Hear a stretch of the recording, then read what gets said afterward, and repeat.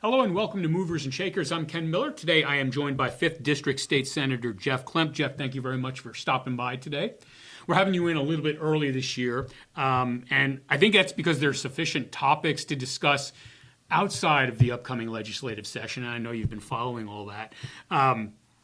There is, first and foremost in Lansing right now, there's an issue called the RHID issue, and RHID stands for Reinvestment Housing Incentive District. So you've told me that you've been following this quite closely, and I'm sure a lot of your constituents have been talking to you about it. You saw how it kind of played out at the city, at the school district, and then at the county. I guess give me your impressions of what you saw. Thank you, and I'm always excited to come in and have a conversation and especially talk to the citizens of Lansing and everybody else that tunes into the podcast. So I was looking forward to coming in and chatting today just about whatever the topics are going to be. Well, RHID has been contentious, to say the least. It's created a lot of energy with our online warriors. Mm-hmm. Which I think sometimes is not that helpful. However, I would say that I feel comfortable that Lansing did its due diligence, the city or the school did its due diligence, and the county did. They came to different conclusions, which is why they put their effort in. They have different perspectives. I think there's a couple more in the pipeline that are still going to come in front of the same groups. Mm-hmm. It'll be interesting to see how that plays out. I do have an opinion. I think in some cases RHIDs can be helpful, and I think there's certain areas in the state of Kansas where we've seen that play out. A good example might be Dodge City, to where you have RHID on the upper floors of an older community, kind of like our downtown Leavenworth, mm-hmm. And then the retail districts below are void of that, and I think that those are some of the ways that you can get creative and utilize a tool. And I also think that we've been depleted on housing. We haven't seen the starts that we'd like in Lansing and in Leavenworth in our county in general, and I think that everyone's trying to find a creative way to kind of spark that need for housing. I think if I remember right, we're about 600 homes short, some type of home, whether that's apartments or housing and single-family homes. But I do think that there is a need, and with the growth that I think is coming to the community, I think we're going to have to really figure out how do we bring in some homes for what I'm hopeful is an increase in jobs and more people coming into our community. So, yeah, go ahead. Well, and you more than most in our community probably get a heads up on projects, and this is going to dovetail into my next question, but you get a heads up on potential projects coming down the pike because, of course, the people who are developing those projects are going to want to talk to the folks in Topeka and whatnot. So before I ask you about the Star Bonds work that you did in the last session and how that's going to flesh out, I think, in 26. Talk about how you sound somewhat confident about, maybe there's going to be some development where we're going to need some housing to take care of people that might move to the area for jobs at these places. So I may have touched on it the last time we spoke, but I'll touch on it again. And some of this is Wyandotte County, but we're 8 to 12 minutes down the road. And I do think that they're going to look for a budding community from which to grow. And if you think about Wyandotte County and they have some tax challenges on how they tax internally within the United government, I do think that opens up a possibility. And I'll say there's a few different types of things that are happening there. The Mattel theme park, which continues to ebb and flow in the negotiation, but I do think that may get started. And that's in Bonner. That's in Bonner. Right. That's, however, it's just across the street in Wyandotte County, that whole little area, but it's close to the Legends, mm-hmm. and that's a $120 million project, and that's going to create a lot of need for entry level as well as executive level jobs. You also have, on the other side of the road, you have the American Royal, and that continues to progress. That's now been rekindled and restarted. after they finished up their negotiation, and I think that's going to create some opportunity. You do have this little red team that continues to get kicked around and the pigskin with the Chiefs. And, however that ends up playing out, I know there's some really good negotiators trying to work on a solution there that doesn't hurt our citizens. And that is a utilization of star bonds in a unique way. And on top of that, I think there's additional industry going in there. And I would say for Leavenworth County and our area, there are some really interesting opportunities being talked about as we jump into star bonds that could create some additional jobs within the community.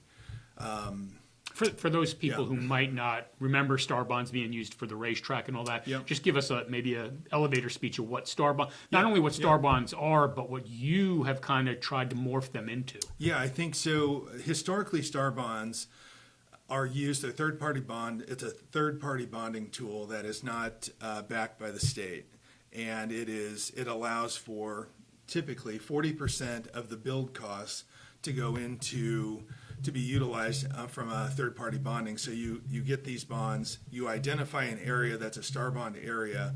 That area, then you take a snapshot of that area in real time and said, here's how much tax revenue, sales tax it generates. So any of the new businesses that go in there, incremental sales tax on top of that baseline would then go back to paying back those third-party bonds. We'll get into kind of a discussion about why I think it's impactful for smaller communities. But you think about the Chiefs and the Royals, they are allowing 80% of the build costs. It's ebbing and flowing, negotiating that up and down to go into a building of the stadium, which allows for potentially a roof and a dome that allows for a different type of a business opportunity. You get a Super Bowl, you get some other things. Right. And you get that in how we're negotiating on the star bond side of things. But that district gets quite large. It doesn't encroach into Leavenworth County, but you look at where it could go, and a lot of those businesses that are there would feed into that. You're right, the first kind of played into star bonds, the racetrack. And I think it's where I see it sometimes going off the rails is when the local community decides they're going to throw in property tax on top of the incentive package. So now you have 20 or 30 years of sales tax incentive, and you throw in property tax. Racetrack is a great example. You have all of these years where you're also not collecting property tax, and you have the mom and pops that are living in these 1,500 square foot homes, and their valuation of their property just goes up, and it really starts to pinch seniors and folks on fixed income. Right. So my encouragement would be if we get into a negotiation on star bonds, we don't give away the property tax.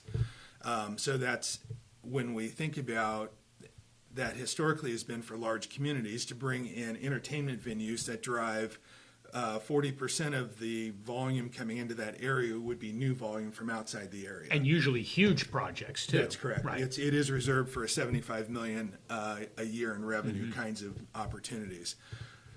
When I was looking at the Star Bonds program and how it was built, I said, well, we have a lot of opportunity in rural, smaller cities. And I was thinking about Leavenworth County in general, and we also have a lot around the state, dilapidated malls. So we went and set about in this last session to tweak the star bonds to allow for smaller cities to participate. The barriers to entry are lower, and you need to bring 20% of the new folks in have to be from outside the area. And so we wrote that. I was able to get it passed in the Senate, and it actually passed in the House. And so that allowed us to have an area that's a dilapidated mall, which we have one in Leavenworth. And there are, so then I went about helping bring in some large investors within the state of Kansas that have been touring that location. And where it sits today, that there's been a couple locations that have been picked up by some large investors that are under contract, one being the mall and a second area being Abels Field. So that might be a little new. The city is just starting to get involved, so the way the process would work, a developer brings in a series of ideas and plans, presents those to the city administrator and city manager. Those then get presented to city council for them to approve that overall concept. And they're just at the point to where those concepts are being drawn up to go in front of the city for approval. And I would tell you that they're very unique and interesting things that should get our community excited. Mm-hmm. And there'll be retail that comes along with that, services, sporting services that come along with this, that kind of start to take that mall area and revive it in such a way that we can be proud. Mm-hmm. And it can help our community. And then if you think about how we keep going down 4th Street or Highway 7, you get to the old dilapidated Abels Field. Right.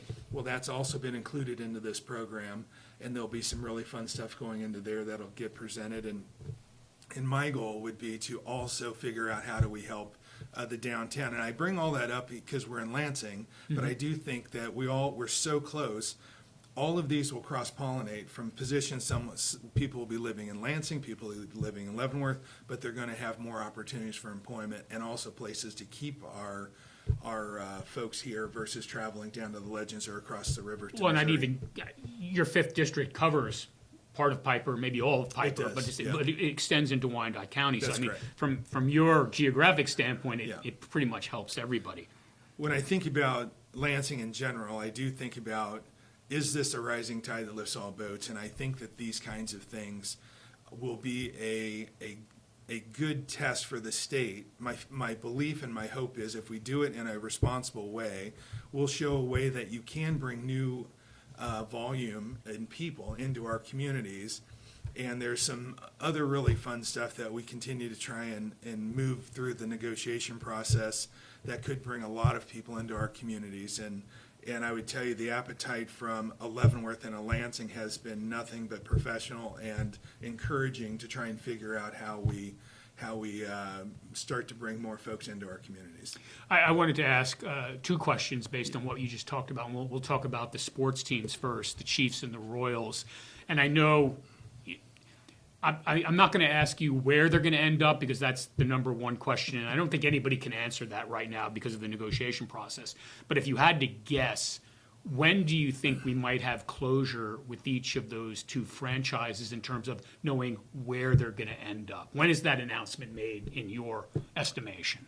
Sure. So I think if I was nudging my leadership at the state level, which we have a really active group from Commerce with Secretary Toland, mm-hmm. as well as the leadership and executive team at in the legislature, which would be also headed up by Ty Masterson, the president of the Senate. And I think that together they're in the middle of some strategic negotiations. My push would be really try and assess, are each of these groups trying to use us as a tool to improve their situation in Missouri, or do they truly have an appetite mm-hmm. to move over into the better state on how I would look at it? But, you're safe saying that here. That's right. And so I look at that, and it's not about polling. It's can you create this opportunity? And I think Wyandotte County you think about what's going in there, and the amount of hotels. You were surrounding a stadium, if it was the Chiefs that end up there, with a entertainment venue mm-hmm. that surrounds that. It is teed up for a really robust increase in people that are flowing into that space. We know we can handle the traffic because we handle 2 Super Bowls every year with NASCAR. Mm-hmm. Right. And so you bring 100 and some thousand folks in, which would be more than you'd bring in for each of the games. So we know we have the parking, we have the situation. It's a little bit congested, but we would be managing less people for each of those different events. And I do think that with what is going in there and we would be able to house and just grow that part of the community, which benefits the entire state. And I think we have a good shot, but also Missouri's not sitting idle. Right. So they've ran some legislation, and each of the different communities that want them are also running their own individual local sales tax mm-hmm. initiatives. And I think North Kansas City's come into play.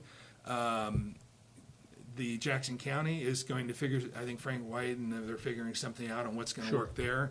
And I think the downtown district. So you have some area, and I was flipping around from Chiefs to the Royals. I think there's 3 locations on the Missouri side that make a lot of sense for the Royals, and we have 2 really interesting locations, and there's some really heavy hitters on the Kansas side that are immersed in the negotiations of that.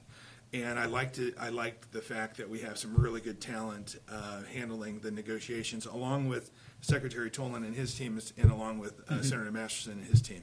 So I think all of these folks together, and they're playing nice, and we're trying to make a good decision, but also you have to take a step back and say, is this good for Kansas? Sure.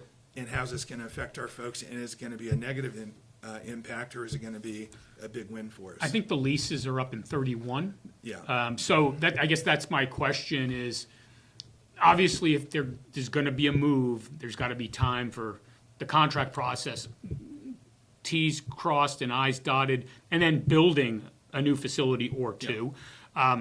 Is 26 the year where that really a decision has to be made to give enough time so that the Chiefs and the Royals have a home in, I guess, be 32? I get that's where I'm going. I don't know. I mean, maybe it can go to 27 or 28, but it seemed to me, at least the way it was portrayed in all these negotiations between Missouri, Kansas, the different localities, the fire is burning hot enough now because it needs to be done sooner as opposed to later. I agree with you. I think 26 is the year. I don't know why Kansas would want to participate after 2026. I'm not speaking for wonderful negotiators. Sure. So if I was at the table, and I have been in billion-dollar discussions, so my tactic might be, I don't know what you're going to learn over the next period of time other than just the back and forth of constant giving, other than both groups probably need to say, our best foot is put forward. We need a letter of intent. Last best offer. And if we don't have that letter of intent by X date, we're going to go ahead and withdraw. And that would then create a unique situation. And I would also, for my conspiracy theorists that are out there, the Chiefs did come from Texas. And that's a huge market. I think we've put a wonderful foot forward from a state of Kansas perspective, and I think they would be housed if the Royals and the Chiefs are here. It would be really great for the state. However, I would say the likelihood we get both, it will be interesting. But one thing that hasn't been talked about in that is also the practice facility, which also has a medical component. And I think that may come over and end up in the Overland Park area if that does come over. And that is daily activity, events that are happening, medicine and doctors and other things that are really valuable to our Kansas City Metro as well. So that's, I talked nicely in a big circle there for you. But That's all right. I do think we're making progress. And I think Missouri is as well. Yeah. And hopefully they make a great decision and ends up in a place that we can all go and cheer for the Chiefs. Slightly a similar question on a slightly smaller scale, though, and again, I'm getting into the calendar. You mentioned the star bonds and being able to use them to rehab old malls like what we have in Leavenworth. Is there a date? Again, I know there are negotiations and there are ideas floating out there right now about what these things are going to be, and maybe those are very solid. But can you tell us, again, when on the calendar we might know something that's set in stone for what we're going to see at these locations, Abelus Field, the old mall?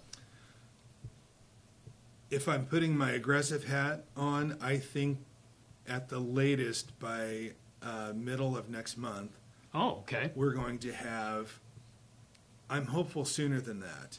I think we're waiting on one more signature, and then there'll be an aggressive push to get up in front of the talented Leavenworth team to make some presentations there. And I'm just the guy moving the chess pieces, trying to get it all worked out, and I have my foot on the gas. But I know that it's the letters of intent. There's a lot of those that are out there. There's the contracts on the properties. One's been signed. Letters of intent on the other has been agreed to.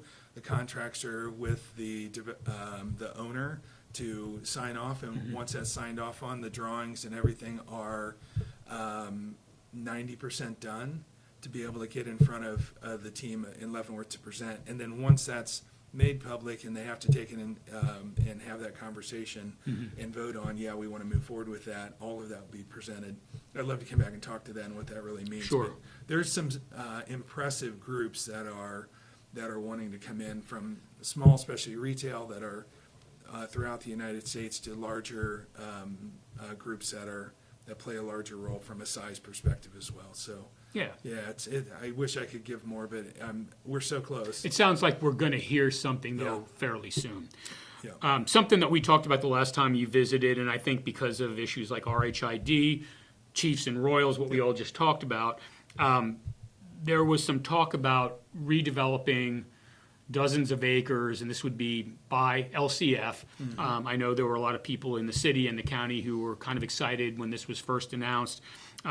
This was the portion of LCF. I keep forgetting, is it 76 acres or 90? 57. 57 acres. Yeah, I think it's 57. And I know one of the things that was brought about when this first came out was there's a potential for a rail spur there. I guess there had been a rail spur there back in history, and we're going back decades now. But what can you tell us about that? I know your name was mentioned prominently. I know you were in discussions with both the county and the city. Yep. Where are we at there?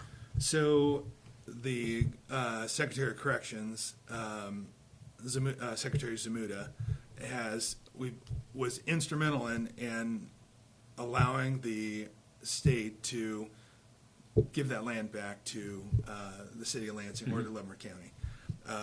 So the city of Lansing has been in the middle of these discussions. So I made sure when we were setting this up, I had the Secretary of Corrections, the city of Lansing, the county all involved in the discussion, so everyone had a seat at the table. And I typically find that that's how there's no things don't get lost in translation. And so when everybody has a seat at the table, and I think everybody's pretty excited about this little piece of property. And I say little because it is a smaller piece. It's a kind of an area that provides a start of a conversation, and so Secretary Zamuda has agreed to allow that land to transfer back. I have to run legislation on that, so I've been working with the Senate to be able to craft some legislation to hand that back, and we'll run that this session. That will then hand that back to the city of Lansing or Leavenworth County, and then on top of that, I think it starts a broader conversation of, is there additional land up in that area that could be where we can attach to that and really have a little more robust industrial park? I think the rail, it will be interesting. It's in a floodplain part of it, so it's not the most optimal area for something like that. But I do think it starts to be a larger conversation of, if you have corrections already there, you're probably not going to impact too many homes in that area if you just convert that. Right. And so there'll be an interesting discussion there. That hasn't been part of any discussions that we've been in. It's just when I look at it a little more holistically, you can see how it can enlarge. And then if you can, then all of a sudden you do have this space that is available for industry, and it is available for manufacturing distribution that isn't tied with potentially the government. So it does generate property tax and other things. And it sits on a windy road that there is I think if I'm thinking about what's one of my pushes in the legislature as we continue to move forward in session, it is, how do we start to look at speeding up the timeline for an improvement to Highway 5? Yeah, K5. So sure. I've taken on, my first session is getting my boots on the ground, and I took on things that were meaningful to the communities that I represent. Baser on a speed limit reduction they've been working for 10 years on, and we've been successful in getting that accomplished. And I brought all the teams in and had we're all at the same table and had some good discussions with Secretary Reed on the transportation side. And so that was a success. Lansing with this piece of land, so it's, all of these allow me to understand how to maneuver in a positive way for my communities as well as the state, because I think the things that we're working on are benefits to the entire state. Optically, they're good, as well as financially they're good for the state.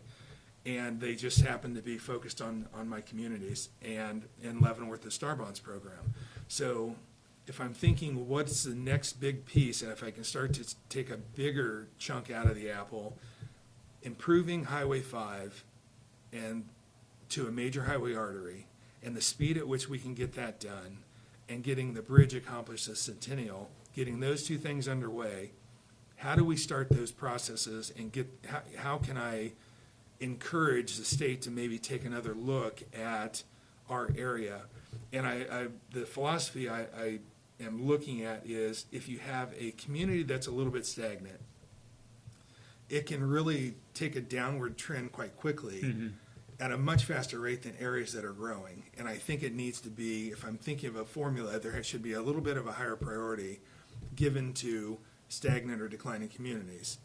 And because once you start that downward path, it starts to pick up speed. Yes, it's a self-fulfills, and you need the funding and people to come in, but no one wants to because it's declining, and it just can go south really quick. And I think we've been able to stem that. We're going to see some things that are going to give us a northern trajectory. But I do think for us in this community, how do you stem the pain of property tax? Well, 50%, as you know, 56% of the rooftops don't participate. Yeah. And we're the number one county in the state where that, from a participation standpoint, so the most of the pain is felt on property tax by the fewest people participating. That being said, one way to stem that is to broaden the base. Manufacturing, distribution, I'm a fan of broadening the base. And I also know that we also sit on a border where you have very competitive Missouri that's outmaneuvering the state, or the state of Kansas, in some ways, because when you come off the base, folks are taking a left and they're heading east. Right.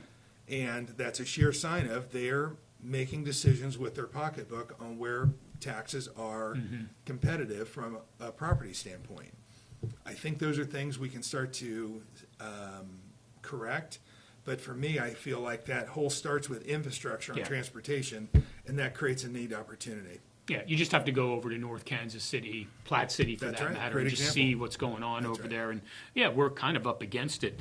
I did, when I first approached you about coming in today, I think it was in late July. And so a little bit of time has passed, obviously. But reading media the last couple of days, I did want to ask you your opinion. It seems like we're in a never-ending loop almost with lawsuits. I did want to get your take, and a quick take. I didn't want to get into this too much about what's going on with Core Civic. Obviously, Core Civic, while it's not Lansing geography, it does impact our area. It goes beyond Leavenworth's borders. So just a quick comment on what you're seeing there, and maybe what your hopes are to see when this might be resolved, one way or the other. Yeah, that's it's a controversial topic. Yeah. And you walk across the street, you are in Lansing, so it is pretty. From a proximity standpoint, there's some close ties to Lansing, and I do think that if it does come into the community, there's 300 jobs that are good paying jobs to start the conversation. Those will be a lot of those will choose to live in Lansing. It's a great community, and it'll provide an opportunity. So having housing that's available to feed that need, but also they're going to spend the money. It's $16 million a year, $18 million a year in revenue that comes into this community from a wage perspective that will be spent in our area. And if we have the right things to keep them here, they'll be spending their money at our restaurants and throughout our community. So I think that the incentives are such, and the positions and the revenue that will come from that sure says we need to really take a very serious look at this. The $400,000 or so that we've already spent in legal fees of taxpayer dollars, now there's a federal lawsuit. It's only going to continue to increase. I would every time I'm in front of the leaders in these areas that are having to take a look at this, I'm encouraging them to sit down at the table with Core Civic to try and figure a path forward. We have lawyers involved, and the recommendations that come from those lawyers impede that progress. And I would encourage them to say, we're not creating any risk to sit down and have a cup of coffee. We're sitting having a cup of coffee. I'm saying, hey, this is off the record. I want to try and find a path forward. Can we find that path forward? We're really frustrated. Can we put these things in place so we can move forward? My guess and my hunch would be CoreCivic would say, absolutely, let's move forward. However, I'm not at that table. I'm not having that discussion. I continue to encourage my leadership to let the cooler heads prevail. Lawyers are involved. Let's try and maybe minimize their input here for a short period so we can find a path forward. But it is a contentious issue. The history would say they have a right to be concerned, but if we put parameters and things in place on the front side, can we stem that risk? I think there's probably a yes in there. That's Okay. where I sit today. Okay. Yeah. All right. We usually have you in towards the end of the year because we're going to preview the upcoming legislative session. So I want to take a chance here, take a minute here to, I guess, give you an opportunity. Again, we're recording this in mid-August, and January is when the session starts, although December, I think a lot of work is done, preamble to your upcoming session. But besides property taxes, what are some of the early issues you're seeing? And I know I don't have to remind you, it may not be for you, but in 26, a lot of people in the House, all of the people in the House are going to be up for re-election, and that adds a new dynamic Sure to does. whether it's property taxes or anything else. I agree with you. Yeah. Yeah, great question to move us forward on. So in the off session, I'm on three committees, post-season or pre-session committees. So I'm on taxation, I'm on commerce, and I'm on Ways and Means now. So which might be a precursor to coming off judiciary and moving on to Ways and Means. So that is, we're not breaking news today, but I think there's some discussions around that. So for me, those are, for our community, having a seat at that table, these are wonderful committees from which you can have a impact on state legislation. Especially Ways and Means. Especially Ways and Right. Means. Yeah, we're blessed if that does come to fruition. I think we're blessed to be on that however, we bring in 10 billion, we spend 10.5. There's real issues that somebody's gonna be frustrated in this process. That being said, I feel healthcare is going to be a topic at some point. I had the wonderful opportunity to spend time at the University of Kansas medical system. And here's a little fun fact that we can talk about. You think about the Chiefs coming in or just their impact in the Kansas City metro, it's about $1 billion. If we throw in Kelsey and Taylor Swift, it's probably $4 billion around the United States. We laugh, but it's true. It's true. She brings Right. about $4 billion in. Yeah.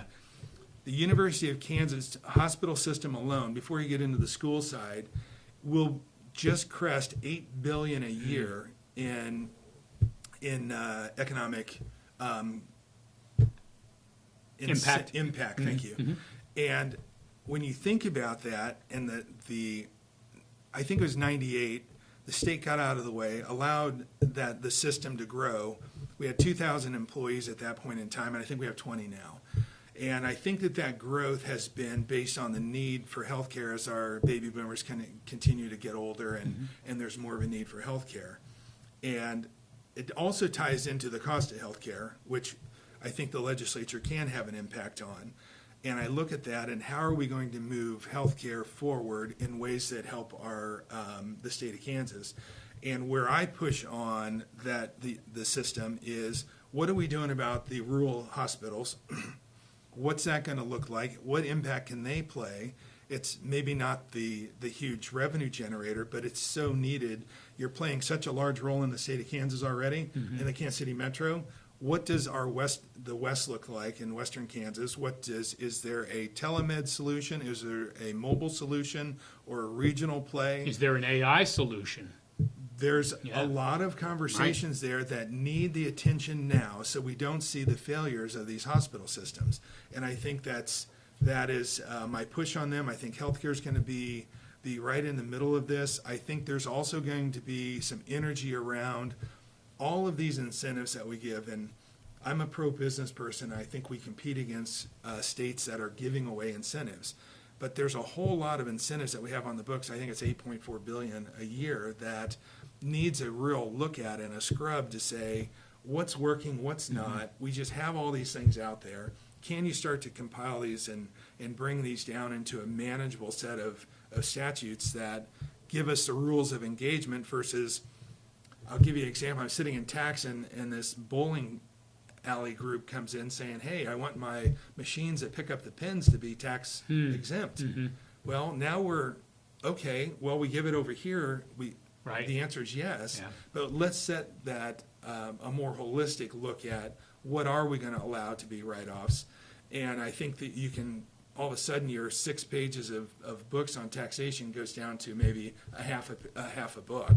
I'd like it to be less than that. It shouldn't be this complicated. It's the state of Kansas, and we're in the middle of the country, and we have volumes and volumes of rules that some are needed, but there's probably an opportunity to whittle that down some.